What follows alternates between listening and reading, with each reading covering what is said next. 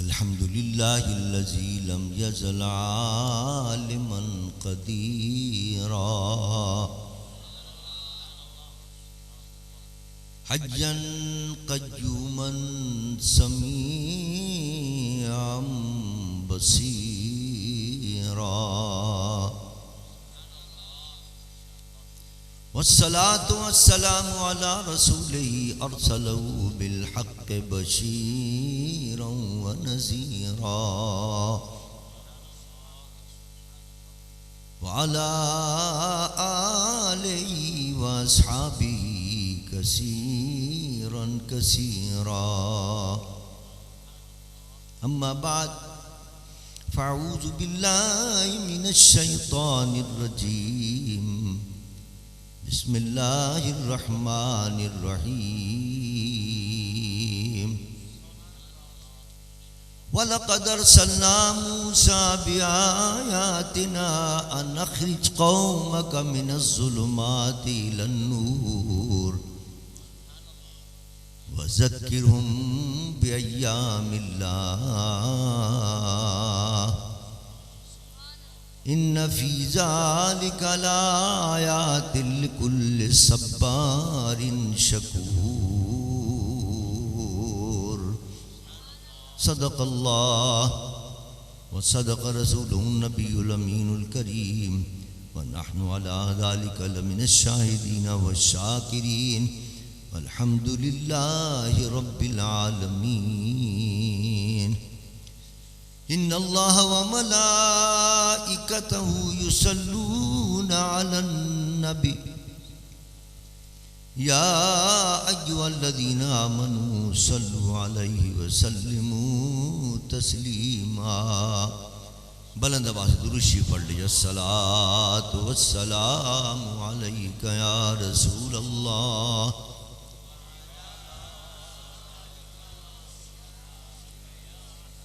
अस्सलातु वस्सलामु अलैका या रहमतल लिल आलमीन व अला आलिका व अस्हाबिका या शफीअल मुज़निबीन।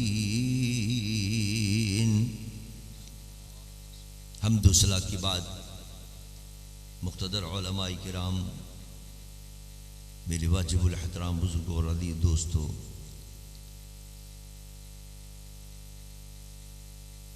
आज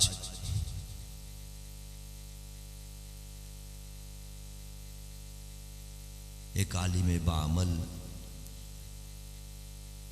एक आरिफ और सूफी बुजुर्ग अशरफुल उलमा हज़रत अल्लामा मोहम्मद अशरफ मुजद्ददी रहमतुल्लाह ताला अलैह का उर्स मुबारक भी है और मेरे आका सरवरे दो जहां सल्लल्लाहु अलैहि वसल्लम का मिलाद मुस्तफ़ा भी है।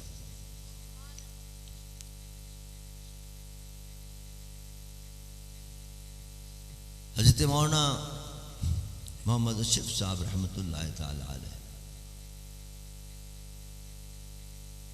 आलिम भी थे और साथ साथ सूफी भी थे।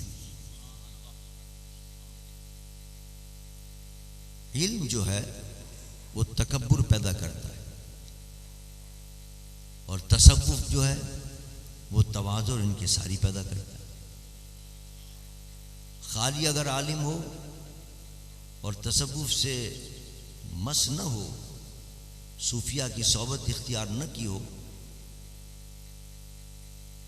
तो उनकी जिंदगी में आप देखेंगे तकब्बुर। देखिए आप पाकिस्तान के हालात देख लें, किस तरह उलमा आपस में लड़ रहे हैं, एक दूसरे पर सब शतम। कोशिश कर करके थक गया, दोनों के पास, तीनों के पास, हर एक के पास जाता हूँ कि भाई ये छोड़ें, बैठ जाएं, बैठ के इस मसले को तय कर लें, वो मसले हों तो। अब तो इतनी बढ़ गई है तलखी कि जलसों के अंदर एक दूसरे पर जूते फेंके जा रहे हैं, गालियां दी जा रही हैं। समझा समझा के थक गया, भाई बैठ जाएं। कहते नहीं, हमें क्या है, हमारी तो बड़ी शान है, हम तो बहुत बड़े इल्म वाले, उसके साथ क्या बैठेंगे। ये इल्म तकब्बुर पैदा करता है और तसव्वुफ नरमी पैदा करता है, तवाज़ु इंकिसारी पैदा करता है। हज़रत मौलाना अशरफ मुजद्दिद रहमतुल्लाह ताला अलैह आलिम थे, लेकिन साथ साथ सूफ़ी भी थे। उसका उनके तवाज़ु इंकिसारी थी। मुझे याद पड़ता है कि जब मेरे वालिद गिरामी से उन्होंने शरफ़ बैत हासिल की और हैदराबाद में जब वो उर्स में जाया करते थे तो साहब रहमतुल्लाह अलैह आँखों की बीनाई आपकी कमज़ोर हो गई थी, तो किताबें पढ़ने में दिक्कत होती थी हज़रत को। तो फरमाते थे मौलाना अशरफ साहब से, भाई आप ज़रा पढ़ें किताब। अच्छा, वो अरबी की किताबें होती थी, अरबी की तफासिर होती थी, तो मौलाना फरफर पढ़ते चले जाते थे उसको। अब जारी एक आलिम ही पढ़ सकता है, बगैर एराब की कोई इबारत हो अरबी की तो उसको पढ़ना बड़ा मुश्किल होता है। तो एक दिन हज़रत रहमतुल्लाह ने कहा, मौलाना आप मदरसा बनाएं, क्यों नहीं आप कोई मदरसा कायम करते हैं और इल्म की इशाअत करें। तो मौलाना शेख साहब ने कहा था, मैं तो कोई इतना बड़ा आलिम नहीं हूँ, ये तो उलमा का काम है कि वो को मदरसे कायम करें। हज़रत साहब मुस्कुरा दिया, तो मैं आप इबारत तो माशाल्लाह बड़ी शानदार पढ़ते हैं और फिर आप कह रहे हैं मैं आलिम नहीं। और इल्म क्या होता है? एक आलिम का पता चलता है इबारत पढ़ने से। इतनी शानदार इबारत पढ़ते माशाल्लाह, आप आलिम में जाएं, मदरसा खोलें, मदरसा कायम करें। हज़रत के हुक्म पर यहाँ आए, दारुल कायम किया, आज माशाल्लाह सैकड़ों तलबा यहाँ से फारिग होकर जा रहे हैं। अल्हम्दुलिल्लाह ये फैज़ जारी है, इंशाअल्लाह क़यामत तक जारी रहेगा। तो हज़रत मौलाना का तवाज़ु मैं बता रहा था, इनकी सारी थी उनके तवाज़ु थी। ये नहीं कि इल्म पे अकड़ जाए, आज 2 किताब पढ़ के आदमी अकड़ जाता है कि मेरे मुकाबले में कोई नहीं, और वो पूरे आलिम होने के बावजूद कहते नहीं हज़रत मैं तो कुछ भी नहीं हूँ। और जो तवाज़ु इनके सारे इख्तियार करता है, मेरे आका ने फरमाया मन तवाज़ा लिल्लाह रफ़अहुल्लाह, जो तवाज़ु इख्तियार करता है अल्लाह उसको रिफ़त अता फरमाता है। ये रिफ़त नहीं तो क्या है, माशाअल्लाह कितना अजीम दारुल कायम हो गया और माशाअल्लाह फैज़ जारी है। आज खुशी हुई माशाअल्लाह उनके पोते की तकरीर सुनकर। हामिद, अल्लाह ताला उसके इल्म में, उम्र में, अमल में बरकत अता फरमाए, आलिम बन रहा है माशाअल्लाह। इस मसनद की आबादी इल्म से होगी इंशाअल्लाह। माशाअल्लाह उनके काम को हमारे अल्लामा तैयब साहब ने संभाला है, बड़े अच्छे अंदाज से संभाला है, दारुल उलूम लेके चल रहे हैं। अब माशाअल्लाह इनके साहबजादे अजीज़ हामिद सल्लल्लाहु ताला वो भी आलिम बन रहे हैं।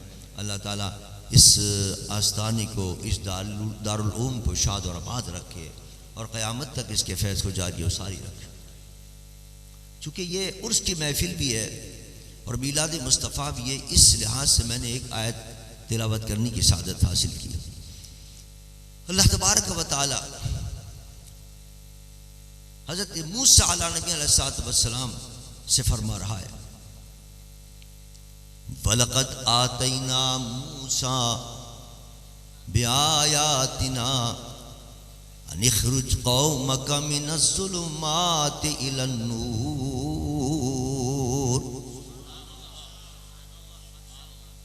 हमने, अल्लाह फरमाता है, हमने निशानियां देकर भेजा मूसा को और कहा कि अब जाओ अपनी कौम को जो जुल्मत के अंदर है, कुफ्र और शिर्क के अंधेरों के अंदर है, उनको निकाल कर तौहीद की रोशनी के अंदर लेकर आओ। और ये भी कहा साथ में, दूसरा हुक्म यह दिया, वज़क्किरहुम बिअय्यामिल्लाह, और देखो हमारे दिन भी उनको याद दिलाते रहना। इन्न फी ज़ालिका लायातिल लिकुल्लि सब्बारिन शकूर, बेशक इसमें बहुत सी निशानियां हैं हर सब्र करने वाले के लिए, शुक्र करने वाले के लिए। अब इस पे गौर फरमाया, अल्लाह हुक्म दे रहा है मूसा को, मूसा जाओ और उनको हमारे दिन याद दिलाओ। इसका क्या मतलब? देखिए ना, हफ्ते का दिन है, इतवार का दिन, ये अल्लाह के दिन है सारे के सारे, ये अल्लाह ने बनाए। तो क्या ये बताना मकसूद है कि भाई आज कौन सा दिन है और ये हफ्ते का दिन अल्लाह ने बनाया है, पीर का दिन अल्लाह ने बनाया है, इतवार का दिन अल्लाह ने बनाया? ये तो मकसद नहीं है। फिर क्या मकसद कि याद दिलाओ उनको दिन हमारे? तमाम मुफस्सिरीन इस जगह पर लिख रहे हैं, इससे मुराद ये है कि उस कौम मूसा पर अल्लाह ने जो खास इनामात किए थे, खास नेमतें नाजिल की थी, फरमाया जिस दिन हमारी खास नेमत नाजिल हुई है वो दिन इनको याद दिलाया करो। अब वो कौन कौन से दिन थे? उलमा फरमाते हैं वो पहला दिन था कि जब कौम मूसा को फिरौन से निजात मिली थी। किस कदर जुल्म के पहाड़ को तोड़ता था, जो लड़का पैदा होता था उसको मरवा दिया करता था। उसको किसी ने बता दिया कि एक लड़का पैदा होने वाला है, बड़ा होकर तेरे तख्त और ताज का दुश्मन होगा। उसने कहा मैं पैदा ही नहीं होने दूंगा, जो लड़का पैदा हो मरवा दे, जो लड़का पैदा हो कत्ल करवा दे। लेकिन जिसे खुदा रखे उसे कौन चखे? जिसके लिए वो मरवा रहा है वो हजरत मूसा पैदा भी हो गए और उसके घर में परवरिश पा रहे, और फिर जवान होकर ऐलान फरमाते मैं तो नबी हूं। और उसको कहा कि अल्लाह एक है, वाहदुल्ला शरीक है, तू खुदा बन बैठा है, झूठा है तू। मैं अल्लाह का नबी बनकर आया हूं, ईमान लेकर आ, अल्लाह को एक मान, वाहदुल्ला शरीक मान, नहीं माना। दरपे हो गया हजरत मूसा को शहीद करे, पूरी कौम को जुल्म और सितम के पहाड़ तोड़ने लगा। आखिर हजरत मूसा ने अपनी कौम को कहा कि चलो इसके जुल्म से निजात दिलाने के लिए कहीं और चलते। सारी कौम को लेकर जब हजरत मूसा चले तो सामने दरिया आ गया, पीछे फिरौन लश्कर लेकर आ रहा है मारने के लिए, सामने दरिया है। कौम कहती है नाला मुदरकून, मूसा हम तो फंस गए, आके दरिया है, पीछे फिरौन है। आपने फरमाया इन्नमा या रब्बी सयहदीन, डरने की जरूरत नहीं है, रब हमारी मदद करेगा, रब को इनको रास्ता निकालेगा। अल्लाह का हुक्म हुआ है मूसा अपना आसा फेंको।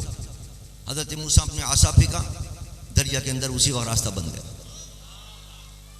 हजरत मूसा अपने पूरी लश्कर को लेकर उस दरिया को उबूर करके दूसरी तरफ चले गए, वो रास्ता बना हुआ था।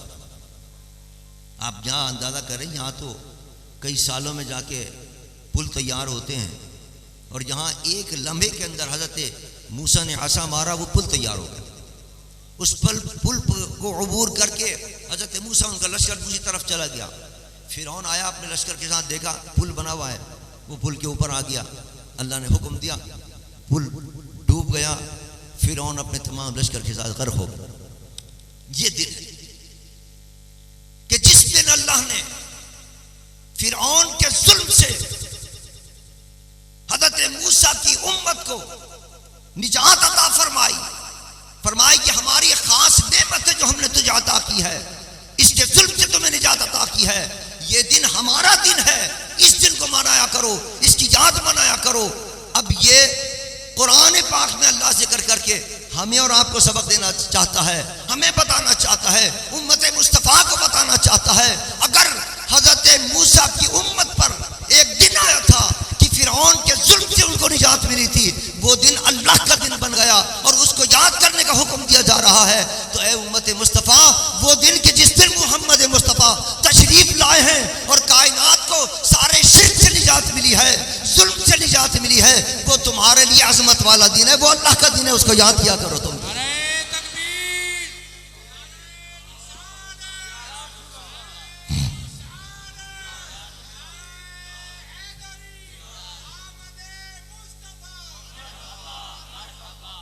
उसके जुल्म का आलम यह था, जो लड़का पैदा होता था उसको मरवाता था, और मेरे मुस्तफा के आने के वक्त जुल्म का आलम यह था कि जो बच्ची पैदा होती थी उसको जिंदा दरगोर कर दिया जाता। मारते नहीं थे कि मार के दफन कर दें, जान तो उसकी आसानी से निकल जाए। फख्र करते थे, तकब्बुर करते थे, गुरूर करते थे कि हम वो हैं कि जिसने अपनी बच्ची को पैदा होते ही जिंदा गाड़ दिया, कब्र खोदी और जिंदा गाड़ दिया। मेरे मुस्तफ़ा आए, बच्चियों को कैसे जुल्म से निजात अता फरमाई। एक सहाबी आए मेरे आका की बारगाह के अंदर, कहने लगे या रसूलल्लाह, जब मैं इस्लाम नहीं लाया था और जाहिलियत का दौर था तो मैं सफ़र पे जा रहा था और मेरी बीवी के पेट में बच्चा था। मैं जब सफ़र पे चला गया, सफ़र उस ज़माने में बड़े लंबे होते थे, गाड़ियाँ नहीं थीं, कारें नहीं थीं, जहाज़ नहीं थे, लंबे लंबे सफ़र होते थे, घोड़ों पर ऊँटों पर सफ़र होता था, कई कई महीनों में आदमी वापस आता था। वो कहते हैं या रसूलल्लाह, जब मैं वहाँ से वापस आया तो मेरी बीवी ने कि हम बच्ची पैदा हो गई। उसने कहा कि अरब का तरीक़ा है और अरब का दस्तूर है, उसके मुताबिक इसको ये मेरा शौहर आएगा तो उसको दफन कर देगा। बच्ची बड़ी खूबसूरत थी, छोटी सी। तो उसकी माँ को तरस आया और उसने वो बच्ची अपने पड़ोस के अंदर दे दी कि तुम इसको पालते हो। और जब उसका शौहर आया कई महीनों के बाद सफ़र से वापस, उसने कहा भाई क्या हुआ? उसने कहा वो बच्चा पैदा हुआ था, वो मर गया। वो मुतमईन हो गया। वो सहाबी कहते हैं या रसूलल्लाह, वो बच्ची रोज़ाना हमारे घर आती थी और मुझे उससे बड़ी मोहब्बत हो गई। छोटी सी बच्ची थी, बड़ी प्यारी तोतली ज़बान में वो बातें किया करती थी और मुझे बड़ी उन्स हो गया उससे। अपने साथ खिलाता था, बिठाता था, खाना उसके साथ खाया करता था। एक दिन मेरी बीवी ने देखा कि इसको बड़ी मोहब्बत हो गई है, तो अब इसको राज फाश कर ही दो कि जिससे तू इतनी मोहब्बत करता है ये पड़ोस की बच्ची नहीं है, तो तेरी अपनी बच्ची है। तो उसने एक दिन मुझे बता दिया कि जिस बच्ची से तू इतना प्यार करता है और इतनी प्यारी बच्ची है, ये तेरी अपनी बच्ची है। और मैंने इस डर की वजह से कहीं तू इसको जिंदा दरगोर न कर दे, इसलिए मैंने नहीं बचाया। लेकिन अब देख माशाल्लाह काफ़ी बड़ी हो गई, बोलने लगी थी, तोती ज़बान में अच्छी खासी बड़ी हो गई थी। वो कहता है कि बस ये सुनने के बाद मेरे तो आंखों में खून उतर आया। ये कैसे हो सकता है? अरब का तरीका है, ये अरब का रस्म रिवाज है कि बच्ची को दफन कर देते हैं। मेरी बच्ची जिंदा कैसे बच गई? कहते चंद दिन तक तो मैंने कुछ नहीं कहा ताकि सब लोग मुतमईन हो जाएं। और एक दिन खामोशी के साथ मैंने फावड़ा हाथ में लिया जमीन खोदने के लिए और अपनी बच्ची को लेके मैं जंगल की तरफ निकल गया। और वो कहता है या रसूलल्लाह, जिस वक्त मैं उसके लिए कब्र खोद रहा था कि इसको जिंदा मैं गाड़ूंगा इसके अंदर, तो मेरे दामन पर मिट्टी गिर रही थी और वो अपने छोटे छोटे हाथों से मिट्टी साफ कर रही थी। अब्बा अब्बा कहती जा रही थी और साथ में मेरी मिट्टी भी साफ करती जा रही थी। लेकिन फिर भी मुझे उस पर तरस नहीं आया, फिर भी मुझे उस पर रहम नहीं आया। मैंने गड्ढा खोदा, गड्ढा खोद के उसमें डाला, मिट्टी डालने लगा, जिंदा उसको दरगोर करने लगा। वो चीख रही थी, अब्बा अब्बा कह के पुकार रही थी, लेकिन मुझे जरा भी तरस नहीं आया और मैंने उसको जिंदा दरगोर कर दिया और मार दिया उसको। हदीस में आता जब वो ये वाक़या सुना रहा था, मेरे आका की आंखों में आंसू थे, हुजूर अश्क बार थे कि कैसे जालिम लोग थे, कैसे वहशी लोग थे। जिंदा बच्ची को गाड़ दिया करते थे और उस पर फख्र किया करते थे। लेकिन मेरे मुस्तफा को अल्लाह ने भेजकर ये अज़मत अता फरमाई बच्ची को। आज भी वो जाहिलियत का जमाना है, बच्ची किसी के यहाँ पैदा हो जाए तो नफरत करते हैं उससे। अखबार में रोजाना पढ़ते रहता हूँ, साहब बीवी को मार दिया कि बच्ची क्यों हुई? अरे उसके हाथ में बच्ची पैदा कर। मेरे मुस्तफा ने बच्ची को क्या मकाम अता किया है? एक तो उसको मरने से बचाया और फिर बच्ची की अहमियत बताने के लिए मेरे मुस्तफा ने फरमाया कि जिसकी 2 बच्चियां हों और वो उनकी सही तरबियत करे, उनको सही तालीम दिलाए, अच्छी जगह किसी जगह शादी कर दे, ऐसा शख्स कल क़यामत के दिन मेरे साथ इस तरह होगा जिस तरह ये 2 उंगलियां होती। नारे तकबीर, नारे रिसालत, नारे रिसालत, नारे हैदरी। तो मेरे मुस्तफा के आने पर तो जुल्म से निजात मिली बच्चियों को।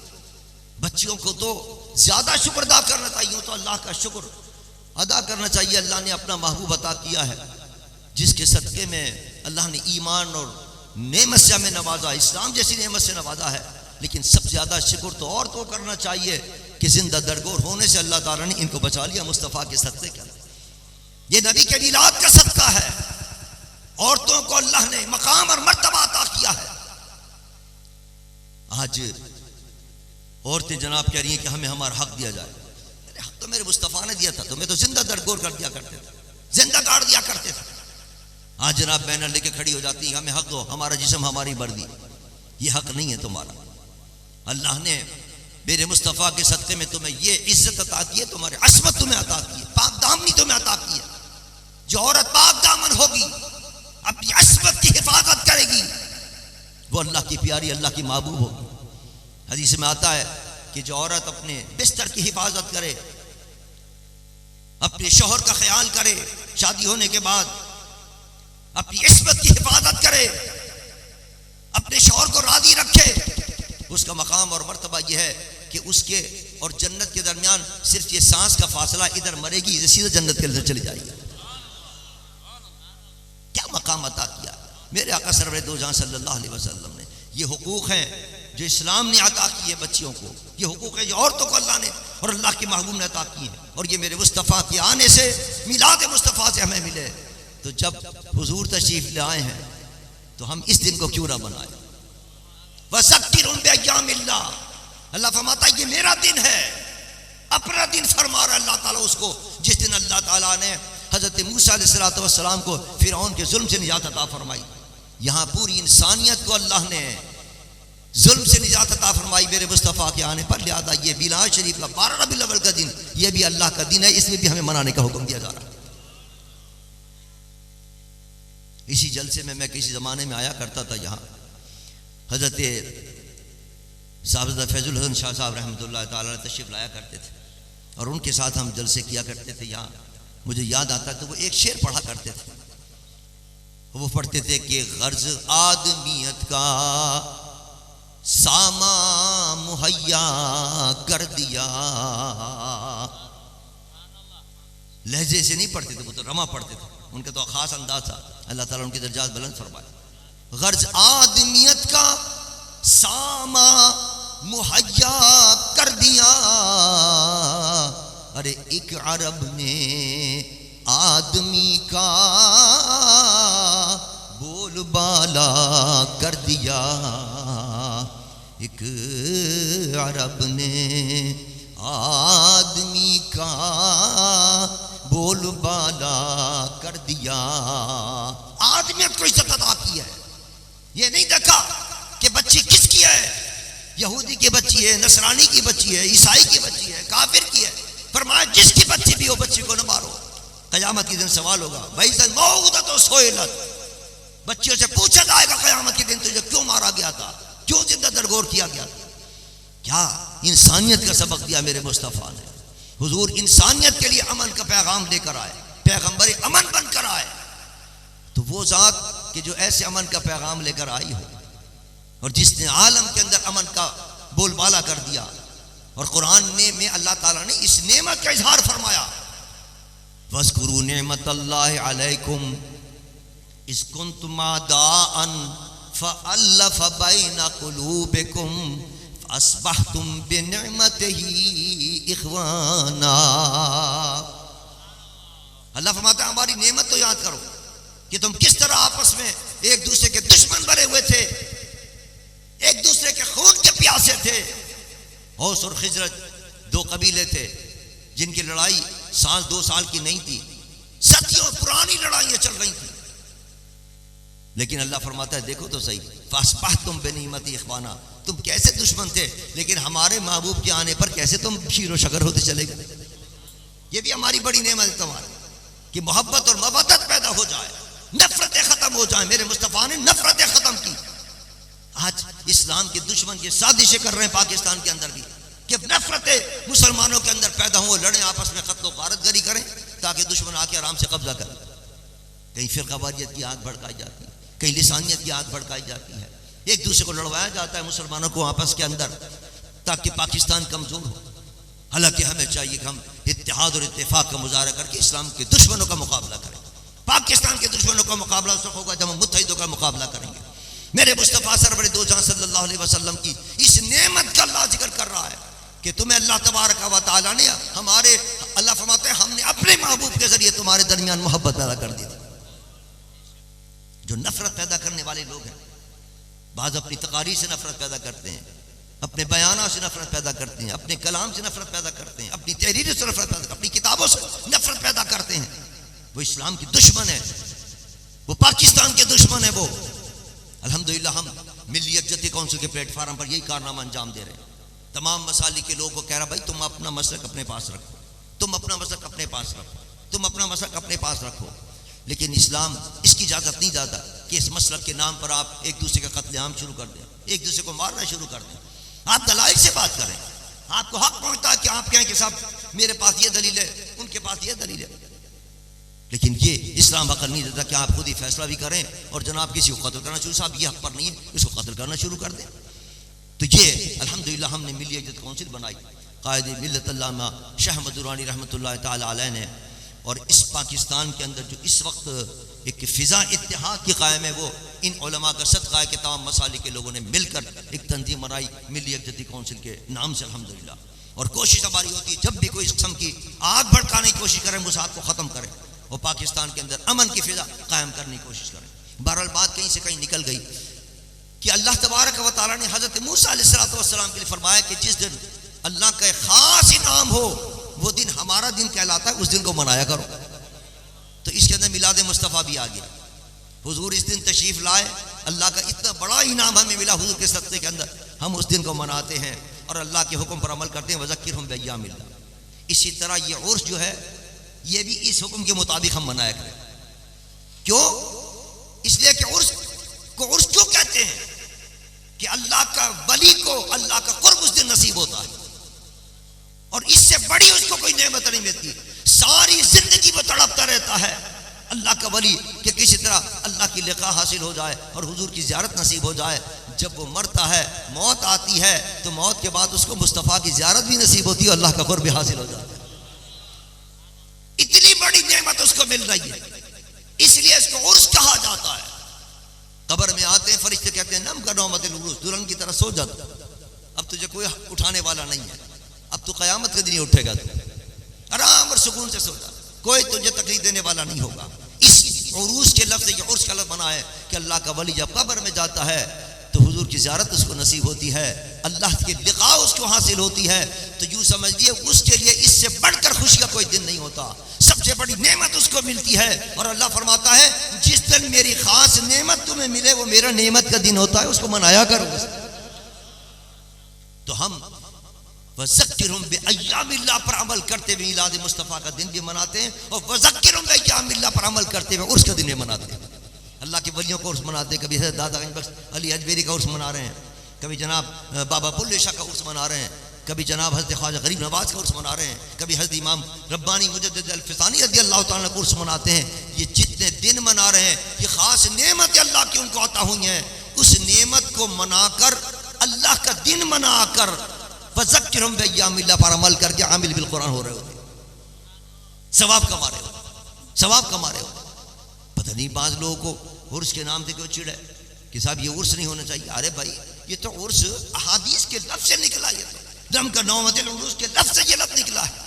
और वज़क्किरहुम बिअय्यामिल्लाह पर हम अमल कर रहे हैं कि इस दिन अल्लाह की बहुत बड़ी नेमत उसको मिली, अल्लाह के वली को। अब देखिए एक हम और आप हैं, हम तो मौत से डरते हैं कि मौत आएगी पता नहीं क्या होगा, और अल्लाह के वली मौत का इंतज़ार करते हैं कि मौत आएगी तो फिर लिक़ा अल्लाह का लिक़ा हासिल होगा। और कुरान में भी अल्लाह ने इसी तरह इशारा फरमाया, फमन काना यरजू लिक़ा अल्लाह फ़इन्न अजलल्लाहि लआत। फरमाया जो शख्स ये आरज़ू रखता है कि उसको अल्लाह की लिक़ा हासिल हो, जो ये तड़प रखता है, जो बेचैन है कि अल्लाह की लिक़ा उसको हासिल हो जाए, तो अल्लाह फरमाता है उसको कह खुशखबरी सुना दो कि मौत उसके लिए आने वाली है। तो बहुत से खुश अल्लाह की वली होते हैं जिन्होंने सारी जिंदगी इबादत में गुजारी है, अल्लाह की याद के अंदर गुजारी है, हुजूर सरवरे दो जहां सल्लल्लाहु अलैहि वसल्लम के दीदार के तड़प के अंदर गुजारी है। उनके लिए तो मौत का दिन खुशी का दिन होता है। हज़रत बिलाल रज़ी अल्लाह ताला अन्हु के जब विसाल का वक्त आया, हुजूर के चहीते लाडले और प्यारे साथी, क्या क्या मुसीबतें उन्होंने उठाई थी इस्लाम के लिए और दीन के लिए। जब मौत का वक्त आया तो आसपास बैठे हुए लोग थे, वो सब कहने लगे वाह हज़ना, हाय अफसोस, हाय अफसोस, आज बिलाल हमसे जुदा हो रहे हैं, आज बिलाल हमसे जुदा हो रहे हैं। और हज़रत बिलाल खुश होकर कह रहे थे वाह तरबा, वाह तरबा, वाह तरबा, आज तो मेरे लिए बड़ी खुशी का दिन है, आज तो मेरे लिए बड़ी मसरत का दिन है। लोगों ने पूछा अपने बेटों को छोड़ के जा रहे हो, बेटी को छोड़ के जा रहे हो, अपने घर वालों को छोड़ के जा रहे हो, अजीज अकारिब को छोड़ के जा रहे हो, दोस्त अहबाब को छोड़ कर जा रहे हो, अपनी जायदादें छोड़ कर जा रहे हो, ये कोई खुशी का वक्त है, ये गम का वक्त है? अफसोस करना चाहिए ना कि खुश होना चाहिए। आपने जवाब दिया, फरमाया गदन नलकल अहिब्बत मुहम्मदन व हिज़्बा।